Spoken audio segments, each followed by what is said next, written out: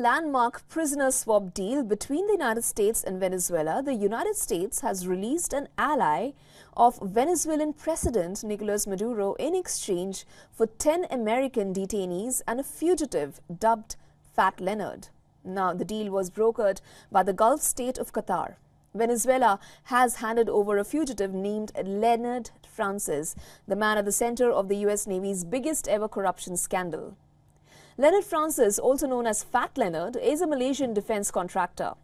He was behind the biggest bribery scandal involving dozens of U.S. Navy officers. Francis owned and operated his family ship servicing business. The Singapore-based Glen Defence Marine Asia Limited, or GDMA. GDMA supplied food, water and fuel to U.S. Navy vessels. Leonard was a key contact for U.S. Navy ships at ports across Asia for more than 2 decades. During that time, he wooed naval officers with some $500,000 gifts, which included cash, prostitutes and luxury travel from Thailand to the Philippines. In exchange, the officers concealed the scheme in which Francis would overcharge for supplying ships or charge for fake services at ports he controlled in Southeast Asia. The officers passed him classified information and even went so far as redirecting military vessels to ports that were lucrative for his Singapore-based ship servicing company. US President Joe Biden made the decision to free Alex Saab, the one-time confidant of socialist leader Maduro, who the United States accuses of laundering money for Caracas.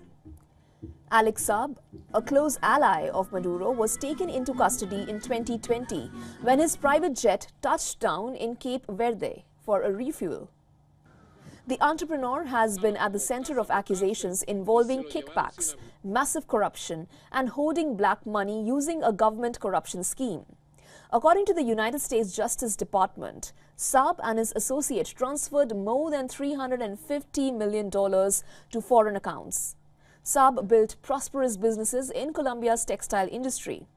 Now, in his early career, he collaborated with Alvaro Pulido, a drug trafficking Colombian billionaire who invited him to Venezuela for business endeavors. Maduro, on the other hand, celebrated the return of Alex Saab as a triumph for truth.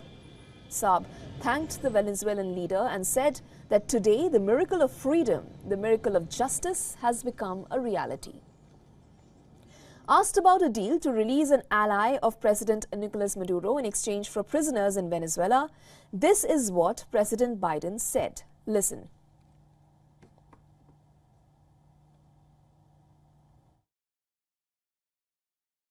It's okay because they're freeing American people who were held illegally, and we made a deal with Venezuela at the whole free election. So far, they've maintained their requirements, and that's it.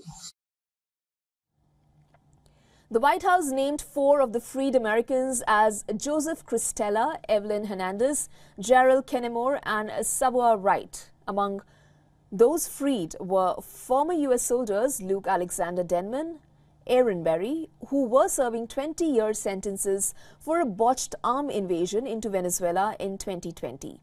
The detainees were welcomed by U.S. Secretary of State Antony Blinken and U.S. Security Advisor Jake Sullivan. Washington has been easing the pressure on the leftist Caracas government, while it pushes for progress on democracy, agreeing in October to scale back oil and gas sanctions.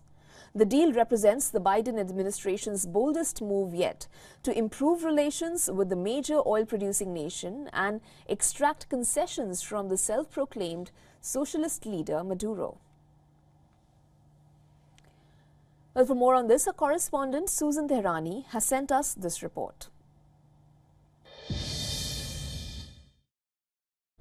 According to reports, U.S. officials said that Qatari officials helped and played a role in facilitating the prisoner swap between the United States and Venezuela, which took months to complete. Venezuela's Maduro regime presents a vexing geopolitical challenge in America's backyard. First of all, because it is the source of the largest migrant crisis in the Western Hemisphere, but also because of its close relations with Iran and Russia. During the Trump administration, the U.S. indicted Maduro and other high-ranking Venezuelan officials on charges of crimes related to narco-terrorism, money laundering, as well as drug trafficking.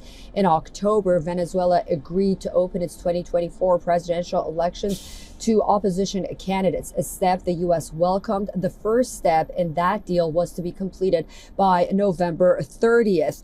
To encourage further progress, the United States lifted some sanctions against Venezuela, however, warned that if November 30th comes and goes and Venezuela doesn't stand up to its side of the deal, then those sanctions would be reimposed on the country. Well, that did happen. The deadline came and went. Venezuela did not adhere to its promises, but the United States so far has not reimposed those sanctions. Susan Tehrani reporting from New York for WION World is One.